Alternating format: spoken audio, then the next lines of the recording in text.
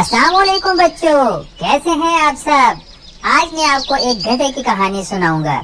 एक दफा का जिक्र है, एक दिन एक गधा रास्ते में चला जा रहा था कि इसे एक कपड़े का गट्ठा नजर आया।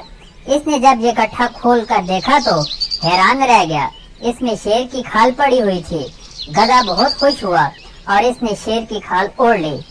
आहा, ये तो बहुत अच्छी है। अब मैं कैसा लग रहा हूँ, ये देखने के लिए गधे ने करीबी तालाब में जाकर अपना अक्स देखा। अब मैं शेर बन गया हूँ। अब मैं इन सब को मजा सिखाऊंगा जो मेरा मजाक उड़ाते थे। गधा भारी कदमों से जंगल में दाखिल हुआ। पहला जानवर जिसने शेर यानी गधे को देखा वो था हिरन। शेर, हिरन कांपते हुए बोला और खौफजदा होकर दरख्तों की तरफ भाग गया। कितना मजा आया। गधे ने अपनी कामयाबी पर खुश होकर कहा।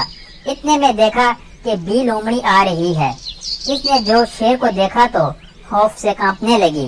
शेर साहब, आप तो बहुत मुअज़्ज़ज़ और बड़े मर्तबे वाले हैं और अच्छे जानवर हैं, आप मुझे ना खाएं।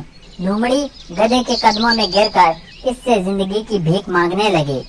जल्द ही पूरे जंगल में हलचल मच गई कि जंगल में शेर आ गया है। बंदर खौफजदा होकर एक दरख्त से दूसरे दरख्त पर दौड़ने लगे। खरगोश अपनी बिलों में जाकर छुपने लगे। कितने मजे की बात है, अब मुझे इन्हें शेर की तरह दहाड़ कर डरा देना चाहिए, गधे ने अपने आप से कहा और फिर शेर की तरह दहाड़ा। लेकिन इसकी दहाड़ में अलग ही आवाज थी, डीचू डीचू।